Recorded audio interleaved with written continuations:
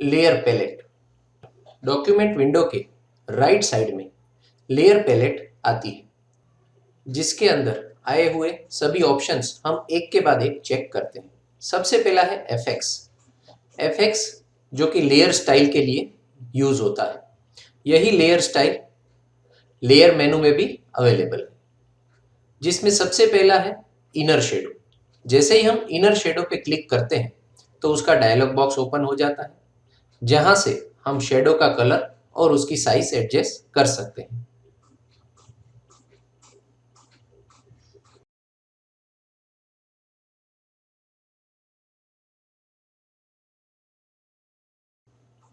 ऊपर सेटिंग दिए हुए हैं, जहां से इमेज के प्रीव्यू के ऑप्शन भी दिए हैं, जिसे zoom fit, zoom in, zoom out जैसे भी हमें प्रीव्यू करना है हम एडजस्ट कर सकते हैं।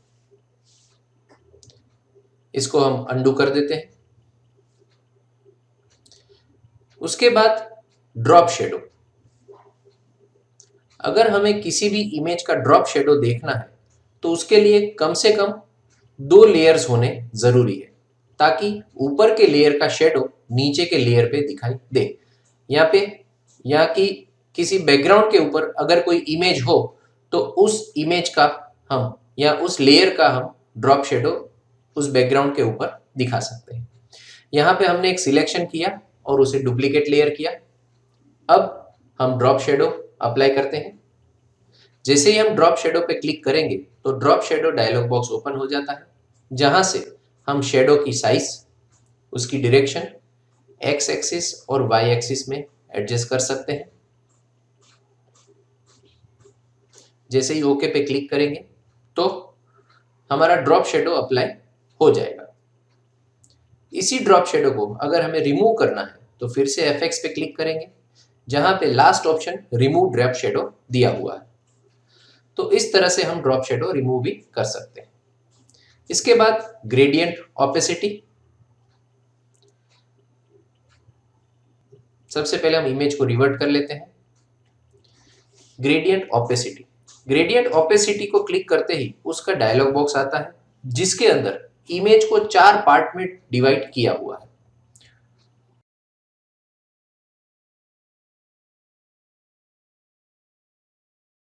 Northern side, southern side, east और वेस्ट।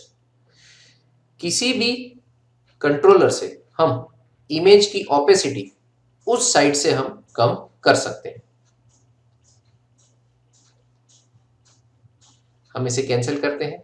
अब हम कोई एक बैकग्राउंड लेयर क्रिएट कर लेते हैं। इस इमेज को डबल क्लिक करते ही वो लेयर 0 पे ट्रांसफर हो जाएगी और नीचे ट्रांसपेरेंट बैकग्राउंड आ जाता है। अब उसी बैकग्राउंड में हम कोई एक कलर फिल कर लेते हैं। हमने अल्टर बैकस्पेस किया और कलर फिल कर दिया। अब ग्रेडियंट ऑपेसिटी का यूज करते हैं, तो इस तरह का इफेक्ट वो अप्लाई करेगा। लेफ्ट हैंड साइड से हमने उसकी ऑपेसिटी कम की है तो नीचे का बैकग्राउंड कलर उसमें दिखाई दे रहा है। हम प्रीव्यू चेक अनचेक करके चेक कर सकते हैं। अब इन चारों दिशाओं के बीच में, मतलब चारों कंट्रोलर के बीच में एक चेक बॉक्स दिया हुआ है। उसे चेक करते ही किसी भी कंट्रोलर को आप ड्रैग करेंगे तो चारों साइड के कंट्रोलर, मतलब कि पूरी इमेज चारों साइड से उसकी ऑपेसिटी एडजस्ट करेगी।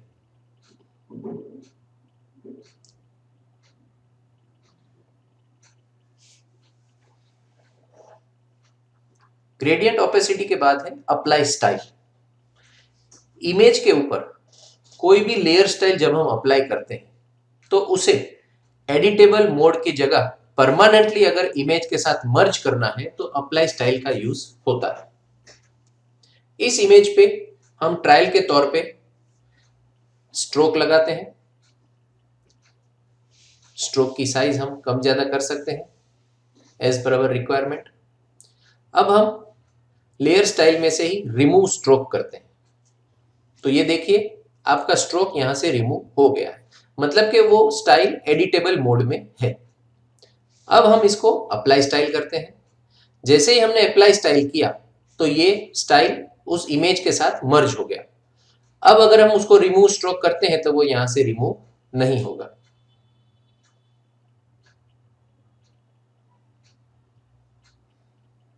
तो इस तरह से हमने लेयर स्टाइल के सारे ऑप्शन चेक कर लिए। इसके बाद दिया हुआ है मास्क। किसी भी इमेज के ऊपर पर्टिकुलर सिलेक्शन का मास्क बनाना हो तो यहां से हम मास्क क्रिएट कर सकते हैं। उसी बटन पे अगर हम फिर से क्लिक करेंगे तो वो मास्क वहां से डिलीट हो जाएगा।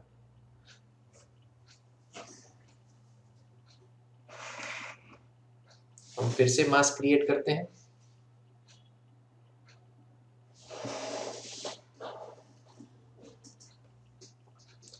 यहां पे सारे मास्क के सेटिंग मास्क के ऊपर क्लिक करते ही आ जाएंगे। सबसे पहला है डिसेबल मास्क।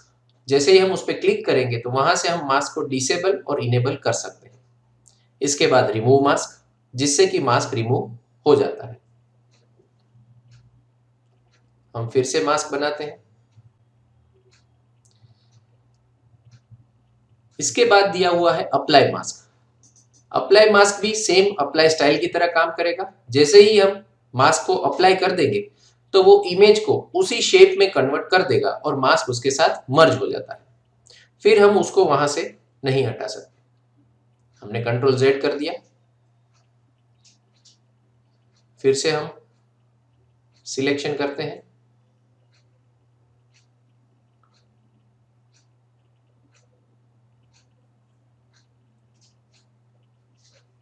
फिर से हमने मास्क अप्लाई किया।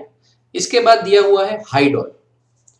हाइड ऑल का यूज अगर हमें कुछ क्रिएटिविटी करनी है तो उसके लिए होता है। हाइड ऑल करने के बाद हम इरेजर ब्रश से सिलेक्टेड एरिया को फिर से प्रीव्यू कर सकते हैं, मतलब कि मास्क को हम एडिट कर सकते हैं। उसके लिए हमें कलर पैलेट को डिफॉल्ट मोड में रखना जरूरी है।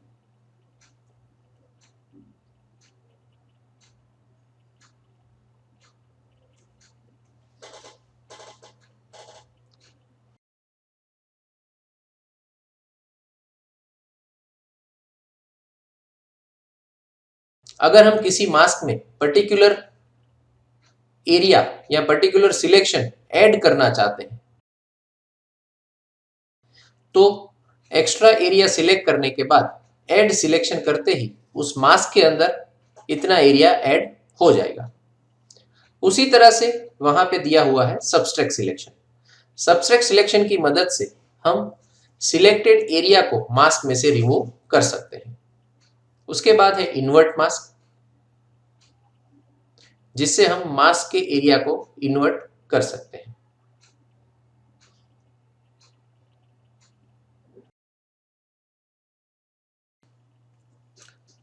इसके बाद है एडजस्टमेंट लेयर, जिसमें दो ऑप्शन है, फील लेयर और एडजस्टमेंट लेयर।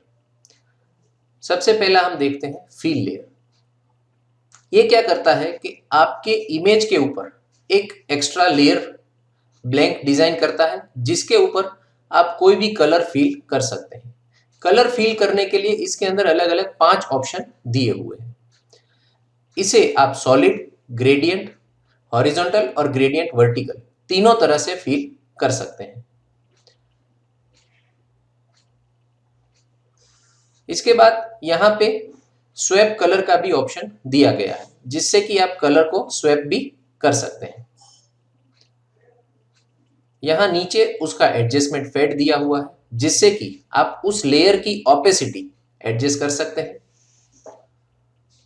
और उसी लेयर को फेड करना है तो सिलेक्शन के साथ फेड भी कर सकते हैं, मतलब कि किसी सिलेक्टेड एरिया में ही अगर आपको फील लेयर की वैल्यू अप्लाई करनी है तो वो भी आप कर सकते हैं। यहां पे हम सैंपल के तौर पे इसे रेक्टेंगल मार्क्यू टूल से सिलेक्ट करते हैं। इसके बाद इसे इन्वर्ट कर देते हैं। ये हमने इन्वर्ट सिलेक्शन किया। जहां पे हमें ये इफेक्ट अप्लाई नहीं करना है वहां पे हम माइनस क्लिक कर देंगे। तो माइनस क्लिक करते ही देखिए बीच के पोर्शन में ही कलर फील हुआ। तो ये एक एडजस्टमेंट लेयर के हिसाब से एक्स्ट्रा ब्लैंक लेयर ऐड होता है। इसी तरह से एडजस्टमेंट लेयर में भी आप सारे करेक्शन के टूल्स का यूज कर सकते हैं एज एन एडजस्टमेंट, ताकि आप नॉन डिस्ट्रक्टिव मोड में कलर करेक्शन कर सके। यही दोनों ऑप्शन आपको लेयर मेनू में भी अवेलेबल है, वहां से भी आप ओपन कर सकते हैं, जिसके अंदर हमें मिलता है ब्राइटनेस कॉन्ट्रास्ट, आरजीबी करेक्शन, ह्यू करेक्शन, सैचुरेशन, और इन सभी के साथ उसकी ओपेसिटी भी आप एडजस्ट कर सकते हैं।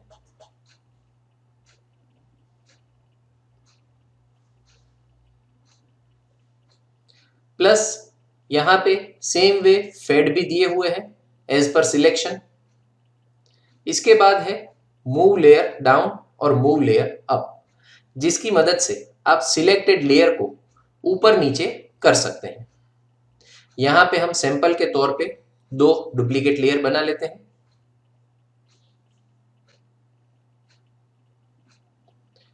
उन लेयर को छोटा करके, ताकि हमें एक साथ 2 लेयर दिखाई दे।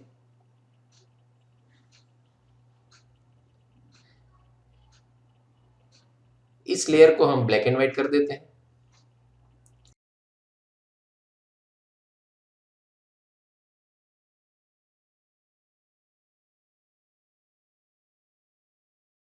अब इसी लेयर को सिलेक्ट करके हम मूव लेयर डाउन करते हैं, तो ये देखिए ये लेयर अगले लेयर की बैक साइड में चला गया है। सेम वे फिर से उसी लेयर को सिलेक्ट करके मूव लेयर अप करते हैं। तो इस तरह से आप मूव लेयर अप और डाउन से लेयर को ऊपर नीचे कर सकते हैं। इसके बाद है अनलिंक लेयर और लिंक लेयर, जिसकी मदद से मल्टीपल लेयर्स को अगर आपको एक साथ लिंक करना है और मूव करना है तो आप कर सकते हैं। यहां पे हमने 2 लेयर शिफ्ट के साथ सिलेक्ट किए और उनको लिंक कर दिया, जिन्हें हम आसानी से मूव कर सकते हैं। अब फिर से हम उनको अनलिंक करके चेक कर लेते हैं, जिससे कि दोनों लेयर सेपरेट हो गए हैं। इसके बाद दिया हुआ है न्यू लेयर या ऐड लेयर, उसके बाद है डिलीट लेयर। अगर हम किसी भी इमेज के ऊपर एक ब्लैंक लेयर क्रिएट करना चाहते हैं तो ऐड लेयर की मदद से कर सकते हैं। ये जैसे ही हमने ऐड लेयर किया तो ये देखिए एक ब्लैंक लेयर बैकग्राउंड के ऊपर ऐड हो गया है, उसे डिलीट कर दिया। अगर हमें पर्टिकुलर सिलेक्शन करके लेयर ऐड करना है तो हम सिलेक्शन ऐड करके भी कर सकते हैं। ये हमने एक रेक्टेंगल मार्क यू सिलेक्शन किया, अब हम ऐड लेयर करते हैं। उसी सिलेक्शन के ऊपर हम कलर पैलेट की मदद से कलर फिल कर लेते हैं। ये हमने अल्टर बैकस्पेस किया, कलर फिल हो गया। इसके बाद है डिलीट लेयर। किसी भी सिलेक्टेड लेयर को डिलीट करने के लिए इस ऑप्शन का यूज होता है। अब लेयर पैलेट में ऊपर की साइड में सबसे पहला है ब्लेंडिंग मोड।